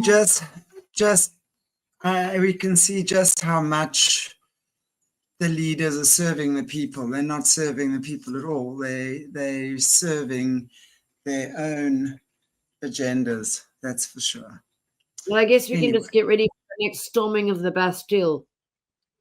They can storm the island, storm New Mexico. Right. Exactly. Possible. Oh, right. Juliet, thank you, honey, so much. I really, really, really appreciate you sharing your story with us today. I know you're not feeling great. You got a touch of flu going on. We are freezing here today, that's for sure. Yeah, it's very cold in Africa. Yeah, it is. It's chilly at the moment. But I want to just say thank you so much for sharing your story and for the pics you took on that island while you were there. And again, Shanti, I'm very sad that you had to go through that. Yes, babe. Well, I'm still alive. And, I didn't even want to talk about all this because it just hurt me so badly, all of it. But I realized I have to speak for those who can no longer speak, the people that they've murdered, the people who they've traumatized. We speak for those who have no voice. As hard as it is, Exactly. And if we've all got to, everyone's got to stand up for human rights. Indeed, absolutely. It is time that these depravities are exposed, and little bit by little bit, every time we shine a light on something, more and more will be exposed. So, and what I realized is, Juliet, in Africa, we're used to a corrupt government in Africa. The Americans are only just realizing it. So I feel sorry for a lot of them because they're naive. I'm not being rude about Americans. True. I'm just saying that it's they're really true. They believe in their system, and I think that's beautiful. But we had to wake up a long time ago. Our lights went out. We have water shortages. I think South Africans are a bit more ahead in the times of corrupt governments. Yeah, that's definitely one thing. We're way ahead of you all. We've got we win when it comes to corrupt leaders. We definitely own that one. No, Shanti, where's my EFF at? No. Exactly. My red hat, yeah. Wow. We should wear like true, and we see. Exactly. My father was the chairman of the National Party. Who's your father? Richard Bryant.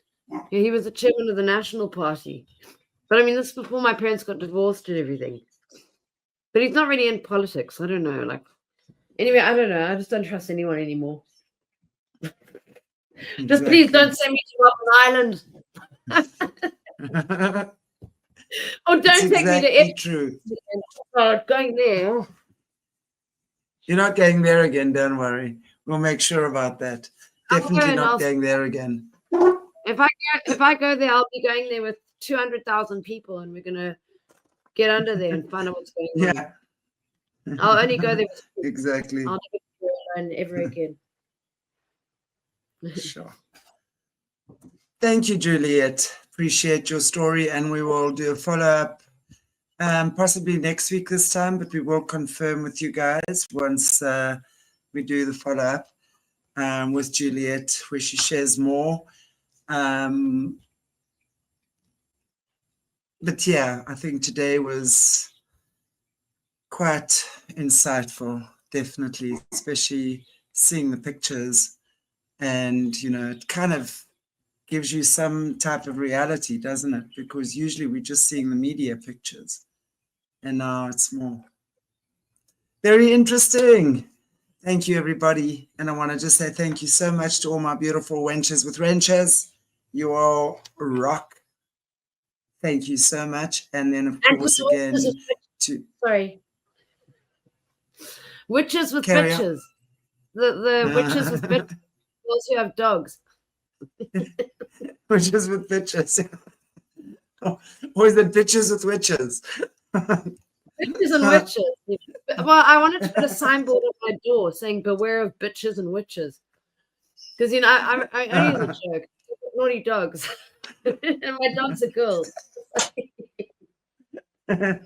Exactly. Oh, lovely. Okay, guys, we will see you, and I will see you tomorrow. Double Trouble with Jesse. And as long as we're all connecting, hanging out together, we're good. And until then, take good care, everybody. God bless you all. And Juliet, is there anything you want to say? Maybe just in closing. Well, I just want to say the world's been hard at the moment, but we've got to keep strong. We've got to keep our heads up, and we've got to spread love and recognize the things in life that really make us happy. Because, you know, a lot of people chase things that don't make them happy. It's not about money, it's about love. And obviously everyone needs a bit of money for security, but mostly it's about love and special memories and the people that we love, and also just creating a better world. And it's a chain reaction. So just spread a little bit of love, as you know, just a little bit goes a long way. Yeah, that's true. We can, I mean, I've just popped your thing, your little, what I call it, the banner up, the ticker. But is there, you can just tell people where they can get hold of you if they want to follow you. Well, I'm just doing on anything X. else. Yeah, I think X is a good platform for more sort of free speech. It is, you know, monitored and blocked in certain ways, but it's a good way to sort of find more information. And, you know, and the thing is, when you read anything online, always make sure that it's true, you know, double check it, do some research, because a lot of stuff online that we're seeing these days is not necessarily true. So you just need to do proper research on anything. But X is a great platform. Yeah. It allows a lot more freedom than what I think YouTube does. So yeah, definitely. Follow us there. Follow us on. Yeah. Sorry, babe. We obviously have a lag. Yeah. Is there just finish? Oh, yeah. Is there anything you want to finish off saying? It's like TIA. This is Africa. It's not Telkom. It's Telkom. Telkom. Telkom. Okay, guys. God bless you all. Keep well, and I'll catch you very, very soon. Up until then.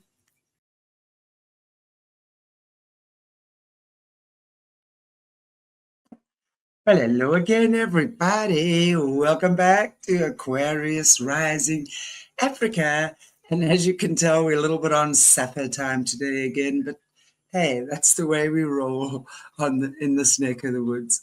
Welcome to all you beautiful people in the chats. I'm so grateful that you've joined us again for part 2 of Juliet Rose Bryant's story, one of the Epstein survivors, who is coming out and speaking about her experience on Epstein Island. And if you have not caught last week's show, I want to highly suggest that you do, because there's obviously a lot of information there that we've covered that we're probably not going to be covering today.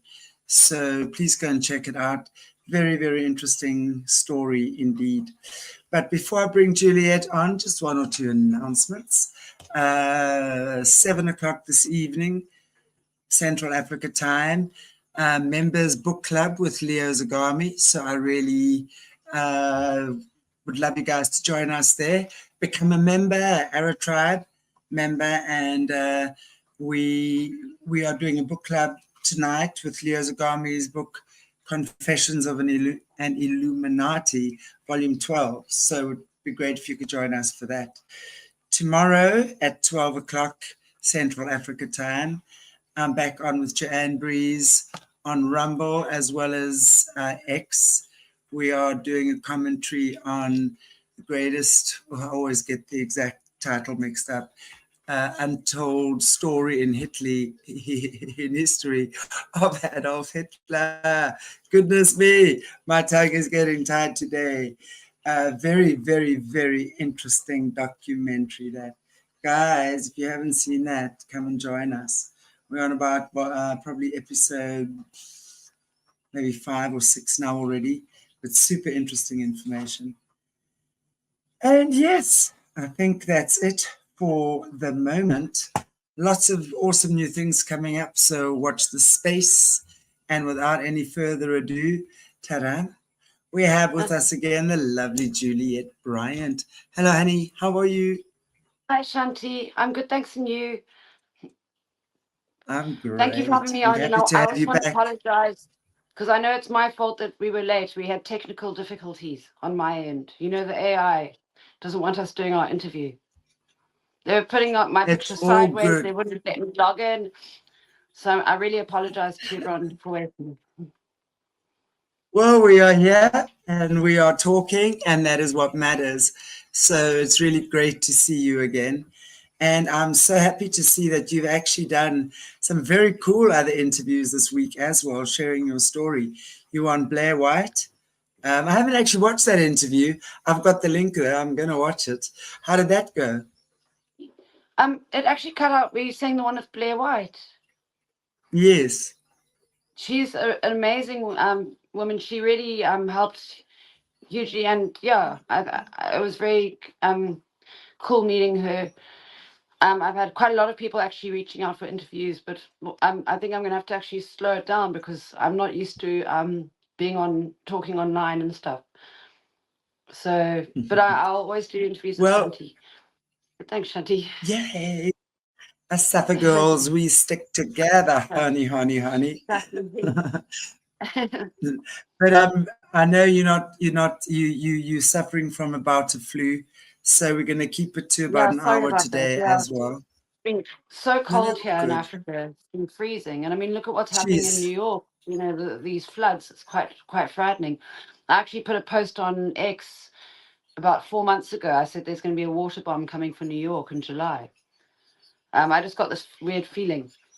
So I actually put it on there, and now, there's been a lot of weird stuff with the weather. You know, even in Cape Town, we had 3 times more rain last year than we've had since 1960. I mean, sorry, it was the same amount of rain since 1960, but it was 3 times more rain than the year previous.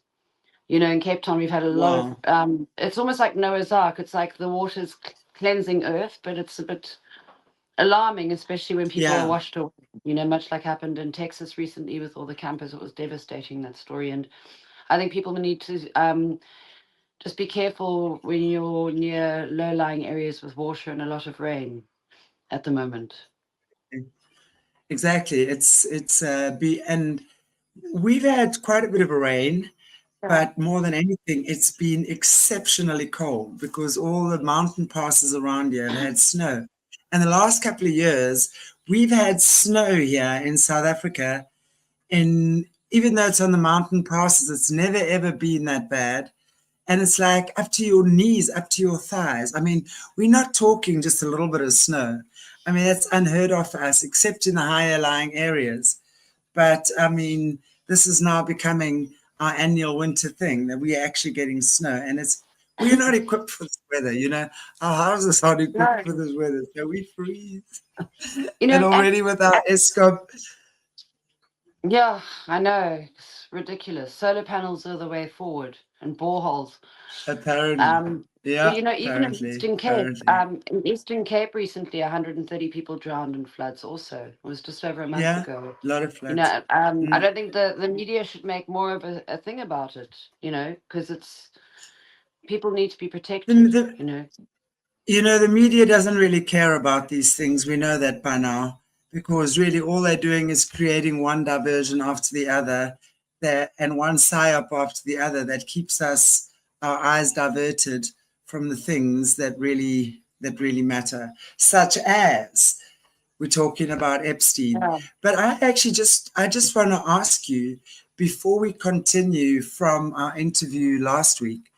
Um, with like what, a week, 10 days ago now, basically, the whole Epstein thing is now being pushed aside, or I don't know, saying that there is no list, there is no anything.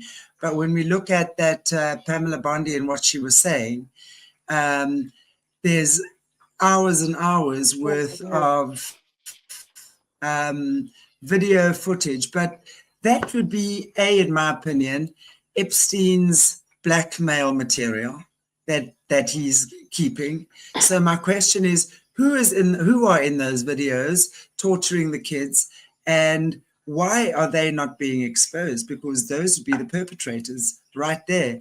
When I was doing an interview with Beverly Rhodes last night, and she said there is a list and she's got it.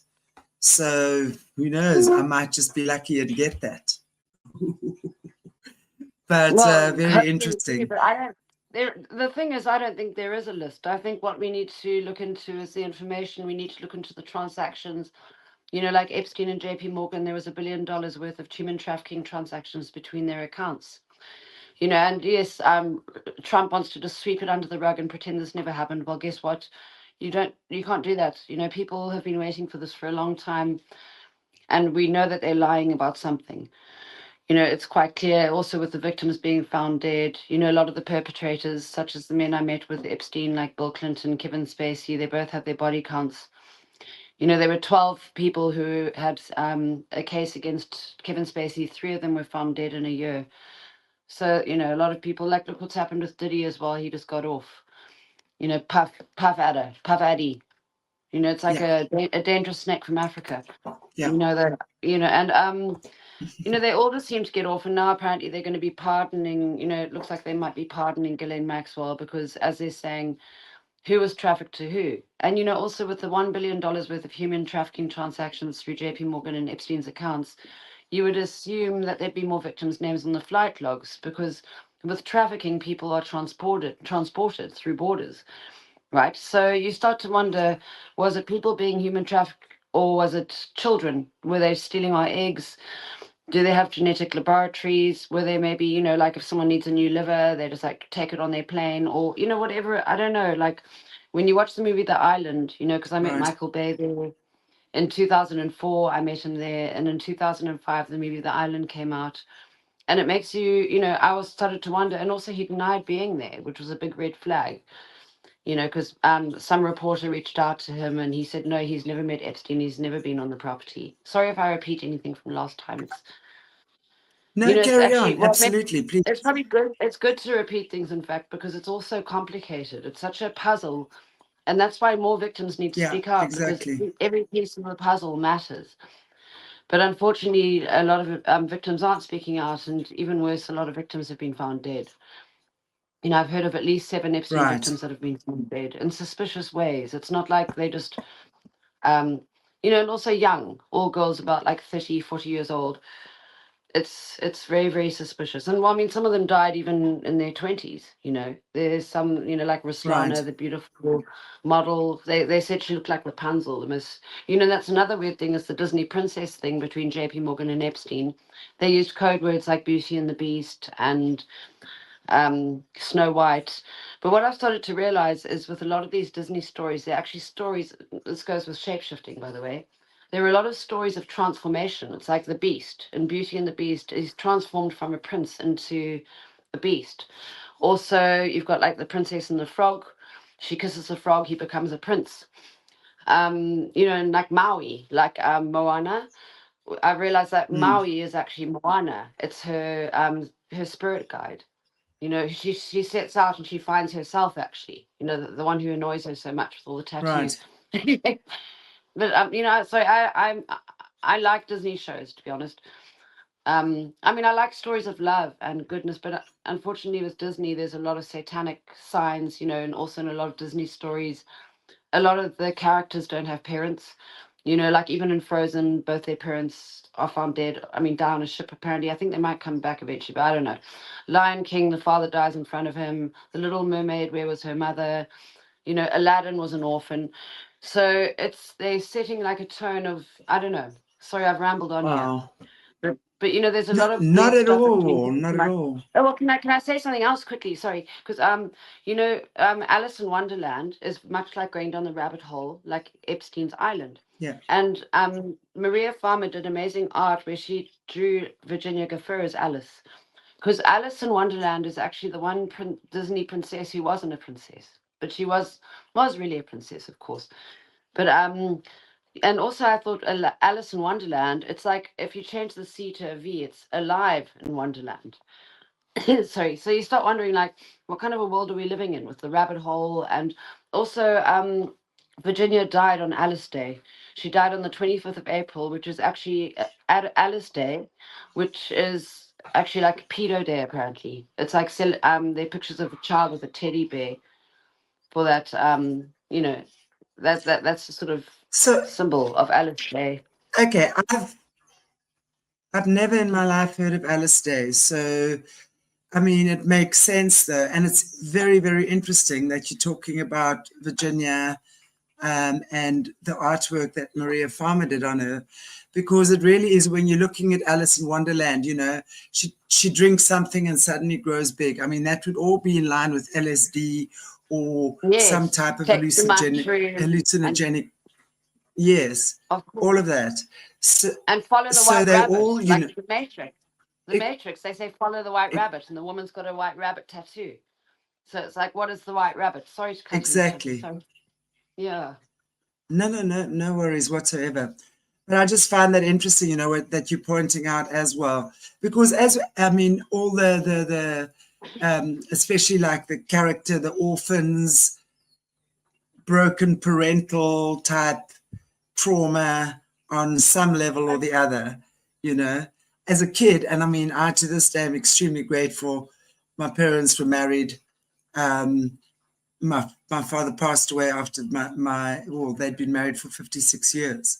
So for me, there was nothing more horrendous thinking about a child that didn't have parents, because I could not imagine living a life without parents. So it's actually quite traumatic just to have your parents taken away, right? Or be taken Of away course. from your Yeah. parents. And that, of course, is where the trauma begins. It absolutely is where the trauma begins. Wow. It's a sneaky way So to interesting what you're picking up traumatize there. people. Like even And Beauty and the Beast, where was her mother? She never had a mother. They never even bring up a mother. But then her father's stolen by the beast, and then she gives herself instead. You know, when you actually look into a lot of these themes with these Disney stories, it's you know, quite sad, really. Well, pretty miserable. And also, you know, much like with you know, Santa, if you anagram the word Santa, it's Satan. You know, and you they both wear red and black. They both punish children. You know, if you haven't been good, Father Christmas won't give you any presents. You know, it's all sort of satanic symbolism that's yeah, been put here to confuse us. And also, Christmas is about and love. It's also not about gifts. It's not about the seven exactly deadly sins, you know, sloth, greed. You know, people right, don't need to sit around eating and get all these everything. gifts. It's about family time. That's what Christmas is about. It's supposed to be the day of Christ. Sorry. No, it's true. I'm just interested what Shiloh said here. We were visiting St. Thomas in 2008, shopping in a jewelry store with my two daughters. Worker leaned into me and said, "Hold on to your daughters. They will steal them and take them to a nearby island." I mean, isn't that interesting? Because already, obviously, people are aware and were aware of these ramblings. Like, and just to comment here on Linda's, sorry. I was saying it's horrific what these people are capable of. It's disgusting. So there obviously were, and then also Linda saying teddy bear's picnic. Now, one of the South African actually ex-Rhodesian survivors told me that the child hunts in Rhodesia are known as, they called the teddy bear's picnic. You go on the teddy bear's picnic, and that's where the kids are Very pretty creepy. much hunted. Yeah. Well, it's like that movie. Anyway, so Gosh, I can't remember it right now, but people will know the one. It's not The Purge. It's one of those other ghastly movies with that girl Jennifer Lawrence. The one where they sort of all. I can't remember the Hunting Games. That's it. The Hunting Game. Hunger Games. Yeah, Hunger Games. Sorry. Yeah. That's the one. You know, it's quite scary what these people Anyway. can do. Also, apparently, Nicole Kidman's father used to do things like this. And also, look at the surname Kidman. And then he committed suicide before they were about to catch him. Well, I suppose committed suicide is what we can say, because, you know, a lot of these criminals, they just vanish. They disappear. It's much like Maxwell, Robert Maxwell, much like Epstein. It's like, oh, they're dead. You know, and also like that video footage of Epstein's cell, and there's 1 minute missing in it. Like anything could happen in a minute, you know? Totally. Huge Yeah, amount. they've lied to What's us. your take? What's your take? Do you think Epstein's still alive, or do you think he's no longer on the earth plane? It's a very hard one for me to sort of work out, because I feel like in ways like he was killed, but then I also feel in ways like he's alive. But then maybe because, you know, I saw him shapeshift into that creature, you know, I think if there is such a thing as possession and things like that, then a creature like that could relive through another body, perhaps. I mean, what made me also think about that is like, you know, Henry VIII was determined to have a son, you know, determined. Why did he want a son so badly? It's like he wanted to pass something through. Right. Absolutely. I don't know exactly how all that works, but I need to think more about it. I've thought many times about it, but I'd say he's alive. Yeah, I'd say they put a clone in prison, or that dead body we saw was a clone. They probably just let him out of the prison, and I would say he's very much alive.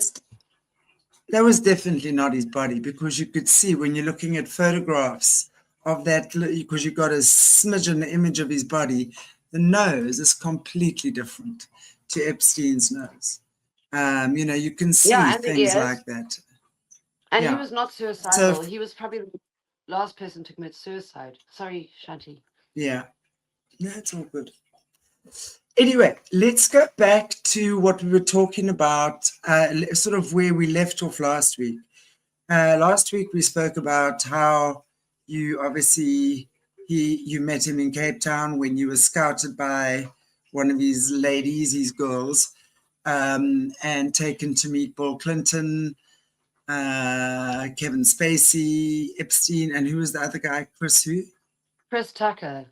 He's actually friends with Puff Daddy. So I always wondered his involvement in the whole thing. And then I saw he's great friends with Puff Daddy.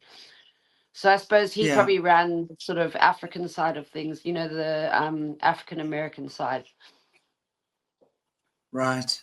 Wow. And then, of course, going to Epstein Island on the aeroplane there, he starts his nonsense with you. But you were there for about 3 months. But not only were you there, you went to different places on Epstein Island as well. So perhaps we can speak about the different places you went to from there. I know New Mexico was one, and what the intention was there. And I know that you've had some pretty scary experiences waking up in a laboratory on Epstein's table, seeing him literally shapeshift in front of you. So let's talk about those things today. Yeah. So, you know, I was taken to all the properties. I was taken to New York, New Mexico. And also I thought it's weird, New York, New Mexico. They both have the word new in them. He also took me to Newfoundland. There we go. But we only stopped there on an airplane. and it was so cold there. The airplane stopped to refuel there. And that's actually a good question. Why did we stop there? That's because the plane was flying from Paris to New York, but they stopped in Newfoundland to refuel. Airplanes don't need to stop and refuel when they're going from Paris to New York, do they? See, I this is the actually have first no time cooking clue. No, they don't. The airplanes don't stop and refuel from. I mean, well, I don't know. We need to find it out, okay? Because I know that when I used to travel from Africa to New York, we would stop in Senegal to refuel. So maybe people do Yeah, refuel, but I don't think so because, South Africa to New York's a 20-hour flight. From New York to Paris is like a 10-hour flight, I think, if I'm correct. I'm not sure exactly. I think it's an 8 to 10-hour flight. So they wouldn't need to refuel. So actually, the fact that we stopped in Newfoundland is very strange. And thank you for bringing that up. I'm writing it down in my notes here because I'm going to research it further.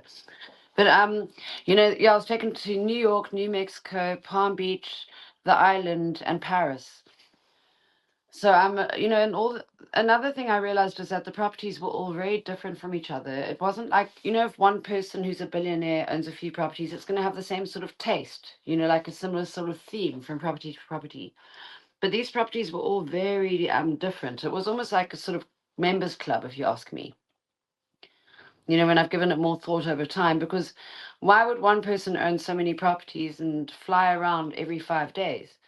Never even sit at any property and actually enjoy it. Another weird thing that I noticed is I don't remember Epstein ever getting in the swimming pool or the sea. I never saw him swimming. I never saw him go in the water. I heard him showering when he took me in the room, but I never actually saw this man get in water. And when you've got swimming pools and all these, places, surely you're going to get in the water or go for a swim in the sea. But I didn't see him do things like that. He didn't do those things that normal people do. Like he didn't sit out by the pool lounging. What he'd do is we'd see him when we had lunch, dinner, or breakfast, and then we'd be called to his bedroom. Otherwise, we didn't see him. He used to also sleep at weird hours. Like I know he apparently used to wake up at 5 a.m. I think he was like working on different schedules in different time zones. But he'd like go and sleep in the afternoon. He didn't sleep like normal people do. He'd be like constantly napping and waking up. Like it was just but about the properties, yeah, they were all very, very different in theme and the furniture and like New York and New Mexico are very much like museums, in fact. And then Palm Beach was a lot, and the island were much more sort of simple properties, you know. And the Paris one apparently belonged to Ghislaine Maxwell. That was also quite like museumy. But when I was in Paris, I walked down the corridor, and there were all these rooms along the sides, and I saw all these girls in each room. Different girls, like, and they couldn't really speak English. They were apparently models who'd been brought in. But you see, I think a lot of the victims can't even speak very good English, and that's another frightening thing, is because how are they supposed to explain themselves if they can't speak English? wow. I mean, Okay. not explain themselves. I mean, Oh, explain what happened. Explain what happened to them. of course, but that's, I think, what the predators do. I want us to maybe just take one property at a time. So you go from South Africa to Epstein Island, right? You are Yeah, there for how long before like you 5 days. go to So, where, so what happened is I went from South Africa to New York actually, and then I landed in New York, and then right? 5 minutes later they called and they said we're going to the Caribbean, pack your things. So I was in New York for about, probably about an hour or two. I mean, the drive from the airport's so long, okay? So I was probably in New York for about 3 hours, or, with the drive from the airport and all of that, or 2 hours, I don't know. But anyway, then they took me to the island, and we were on the island for about 5 days. Then from the island, we went to Palm Beach. We were there for about 5 days. We're talking, Then, are we talking Epstein Island? So when you say the yeah, island, you're talking Epstein Island. Okay, so yeah, you were there this is the with first. Epstein for the first 5 days. Well, I was taken there with Epstein, and Sarah Kellen, Andrea Metrovich were on the plane as well. There were two other girls who worked for him who were on the plane. And then when I got to the island, there were staff there, and actually there were two South African people who actually looked after his island, and that also made me like feel a bit safer. But I mean, obviously I was terrified, but I was just glad to have these South Africans there, Miles and Kathy Alexander. You know, I met them. They were a couple that was sort of, but you know, they didn't see what was going on. They just sort of, you know, I think a lot of people, like, he trapped girls. He also trapped people in positions like his staff and stuff. Because it's like once you've seen too much at a place like that, it's very hard to get away because they don't want people getting away, you know, when they've seen too much. So people get very trapped there. But I mean, they were actually very kind to us. These South Africans who were managing the island. But you know, they didn't really know what was going on. I could see in their eyes that they didn't like what was going on. But they, you know, they no one stood up against Epstein and Maxwell, you know, because I think, like, so when I arrived there, and then there was just Sarah Kill and Andrei Metrovich and Epstein and I, and then the next day another girl was brought in, and then he used to like watching movies in the evening, and he had a movie on, and then this girl started giving him a blowjob, and I got a terrible fright, and I ran away. And then more and more girls would just come and go. He'd like bring people in and out all the time. Like every day at that property, there were at least like 5 girls around every day.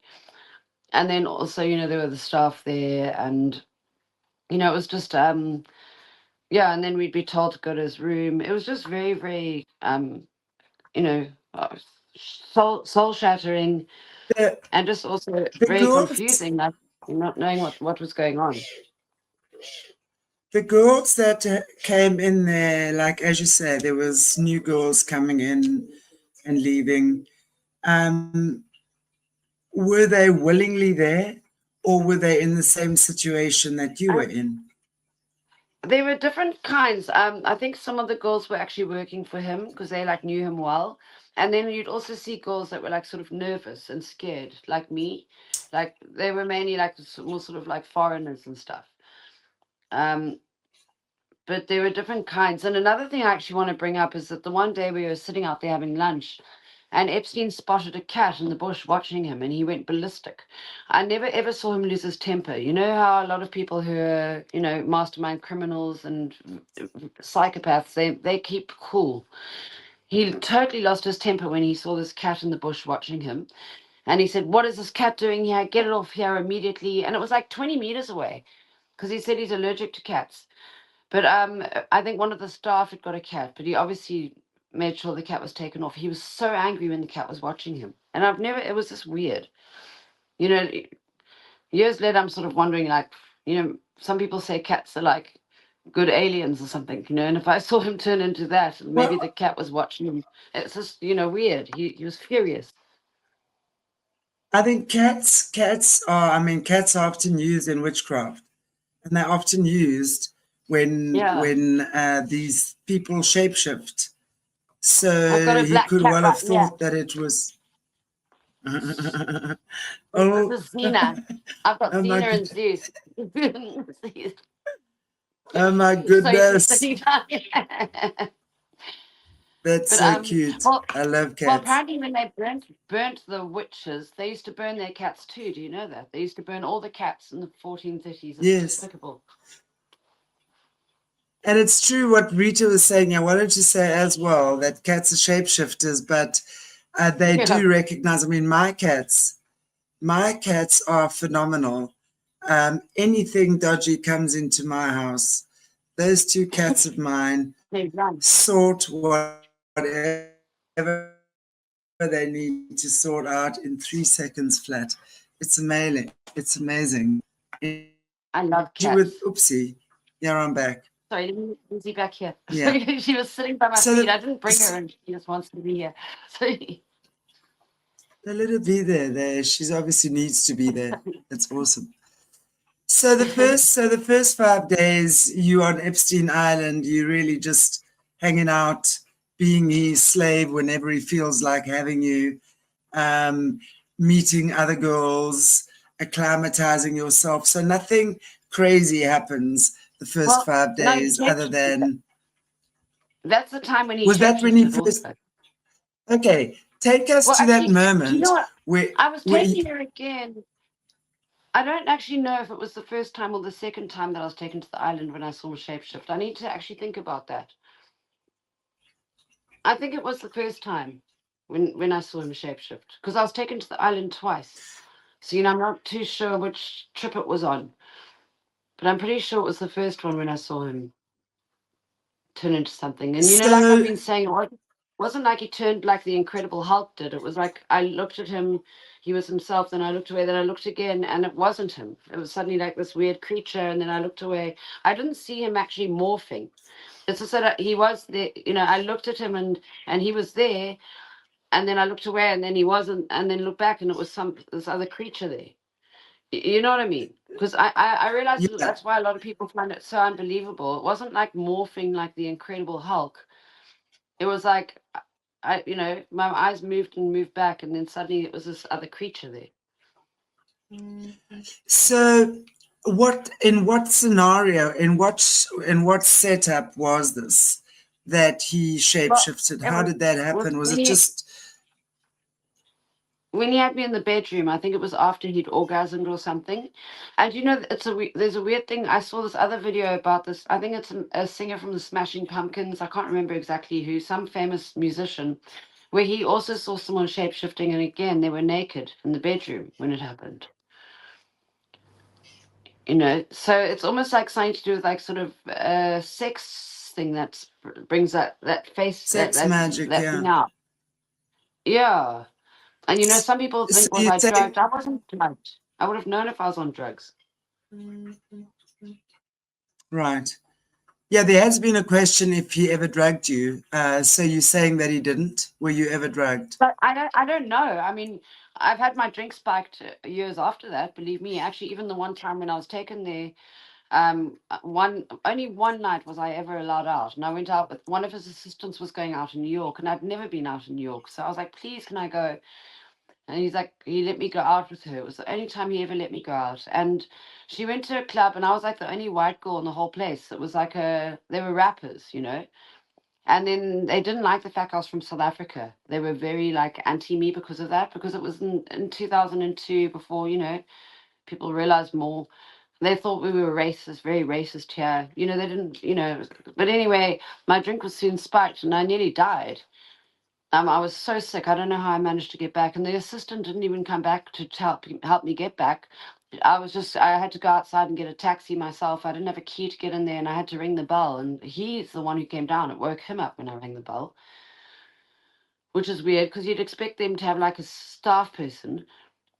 But anyway, he was so furious. And, and he blamed me. And then I was sent back like, he got me a flight and got me out of there 6 hours later because he said I was irresponsible and stuff. But it wasn't my fault, I got spiked. And then also that time he wanted me to actually go on an airplane. He was going with the world's leading scientists to a convention in Los Angeles. And he wanted me to serve drinks on the airplane to them.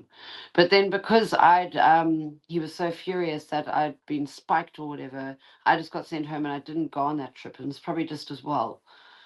So I just started sort of, I don't know, like, but anyway, I got spiked. Like, that was very weird. And the girl who took me out, she's actually like friends with Quincy Jones, and she was, it seems like working with Epstein. It's just, yeah. So I know, like, basically, sorry to cut a long story short, there have been times where my drink's been spiked, and I was well aware of it. I'm not one of these people who's not going to realize. I know, like, I'm very anxious and nervous as it is generally. So if I start feeling weird, I'm gonna be well aware of it. So I mean, if he gave me a drug, it's some drug that obviously I don't know what it was. I mean, these people are capable of all sorts of things, so I don't know if I was drugged or not. But I do know what I saw.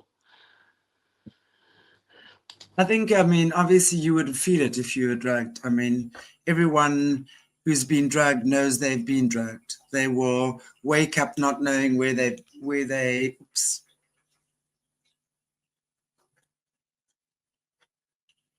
Is that Juliet that's gone, or me, guys? Who can you see? Who can you hear?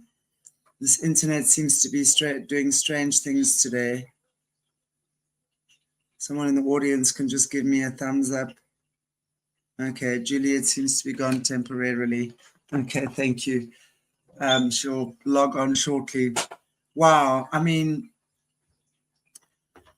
again, let's just let's just okay, well, yeah, she is. Before I can even round this Yeah, up. just cut me off.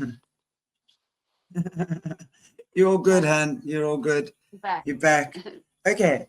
Sorry, where were we before we got cut off? I was okay. You were being irresponsible. He told you were irresponsible. Yeah, but I almost wonder if they're almost trying to kill me. Yeah. Because I've had my drink poisoned at least 5 times in my life, like in very like frightening situations. But luckily, I've All been in okay.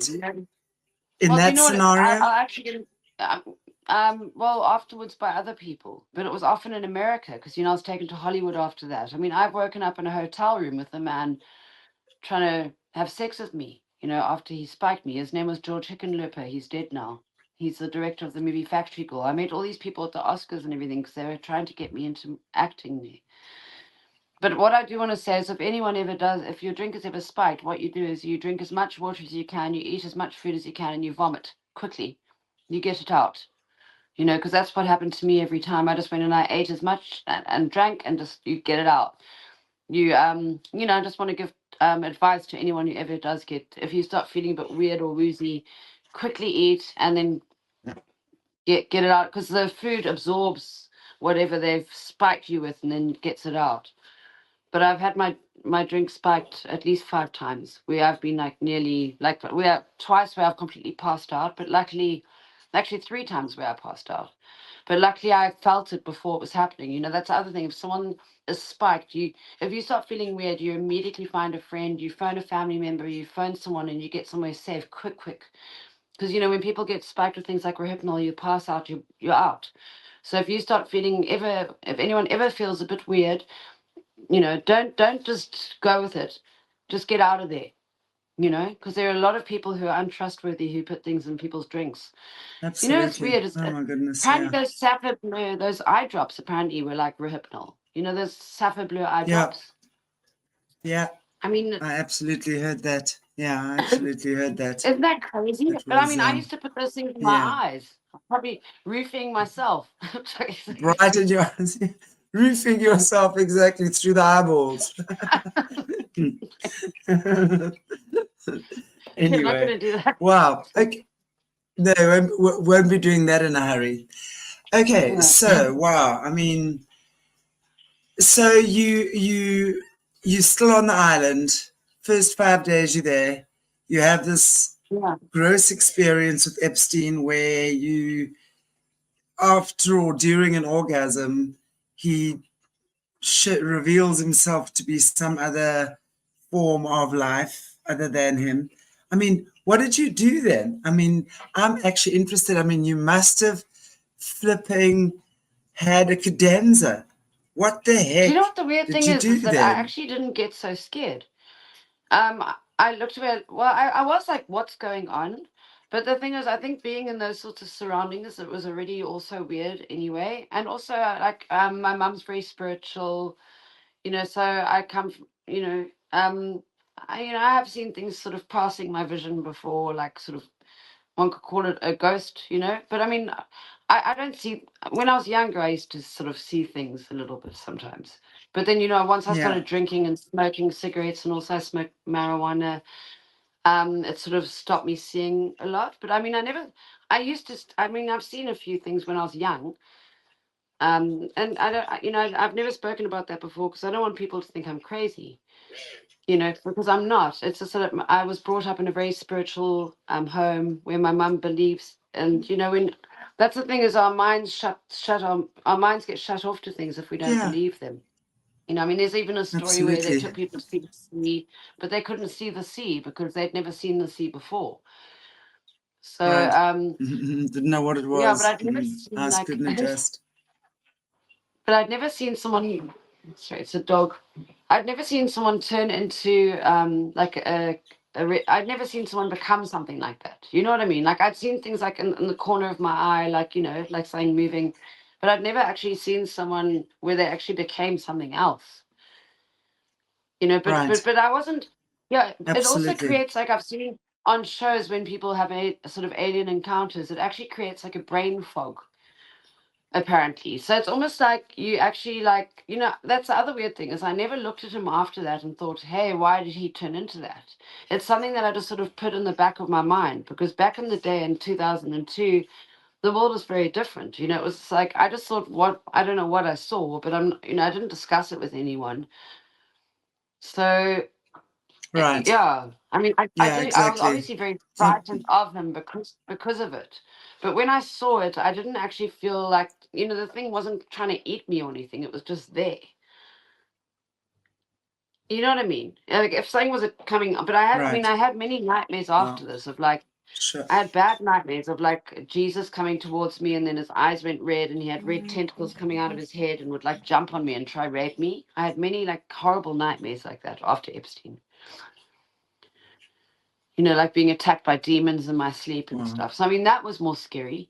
But the thing is, this thing was just sort of sitting there. So I was shocked, but I wasn't like, and also I didn't want him to know that I was freaked out. You know what I mean? I didn't, when I just wanted to be like calm and I didn't want to, I wasn't going to be like, oh my God, and let him know because then he might try to kill me. I don't know. Really, Of it's a course. good question. It obviously made my heart pound, and I was like, "What the hell's going on here?" But Epstein was the kind of person where you had to be very like it was like a mouse being a mouse around a snake. You had to be very sort of you didn't want to cause any trouble with him, basically. So Right. Of course. I mean, of I think I course. was already Of in course. shock. Wow. From being kidnapped there, I was already like frozen in shock.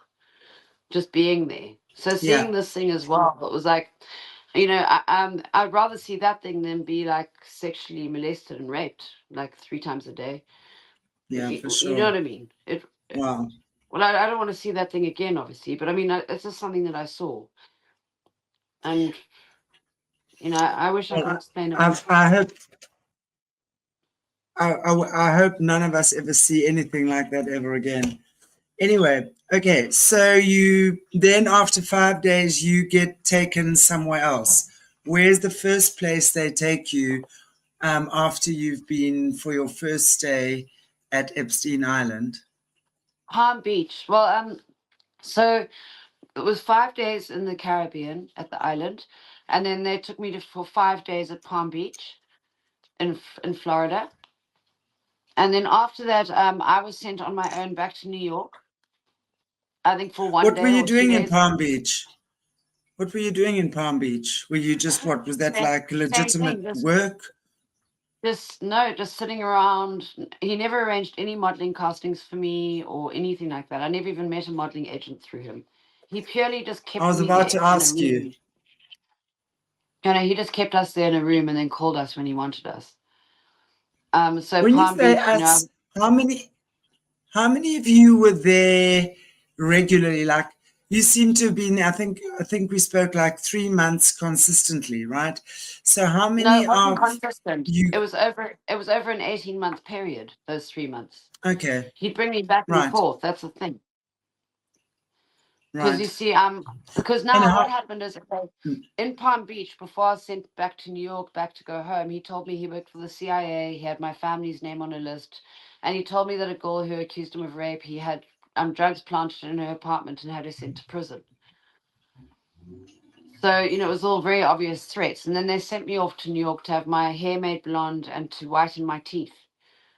Making it seem like he was going to bring me back for modeling. And then I was sent back home, and then 2 weeks later, he had me back there again. home as in what do you call home? Wasn't South Africa. South Africa, Cape Town. Okay, so you came home to South Africa and how come you went back? I mean, what made you go I back? was Was he still threatening you? I was so broken. After being taken there, it was just what I realized also is he was almost running like a sort of cult in a way. Like where he made it seem like it was fine what he was doing. And as a young person, from a broken family with not, we were having a very hard time at home. He used to prey on girls that came from shattered pasts, and then you know, I suppose he just break the gauge further, and then you just sort of went along with it, you know, because I was also petrified of him when he told me he had my family's name on a list and he worked for the CIA. You know, I thought if I didn't do what he said or what he wanted, that he would have me and my family killed. Which he was obviously quite capable of that. So Wow. Absolutely. I mean, as we can tell, your spidey senses were not wrong and there. then, you know, he So was he trying to offer obviously me had a money good. to live there. Oh, sorry, Shanti. Carry on, honey. Carry on. Oh, he was trying to offer me money to stay there and help him with work and stuff. He was offering me $4,000 a month, or $2,000 for any girl I would bring for him. But you know, I didn't do any of that stuff. So you see, that's how I slowly escaped his spider web. Because you know, it's like if a fly gets stuck on a spider web, that's how to explain it. You're stuck, like, and it's very hard to get away. You know, Yes. when you've been around people like this, it's, you know, it just shattered my reality. In fact, it shattered, like, you know, I really thought that people in positions of power were people that we looked up to, people who kept people safe. You know, and after going Sure. through this, I realized that they're not. The government are liars, they're crooks, they're thieves, they're murderers, they're rapists. Right. You know, Yeah, we need to keep exactly. going. Yeah. I think she's gone off. Okay. Let's call it a day for today and just send her some loving energy. Obviously, we understand survivors do get triggered when they start speaking about things. So thanks for watching. Take good care, and I'll obviously be in touch with Juliet now just to make sure that she's okay. And if you all can just keep her in your prayers. Thanks, guys.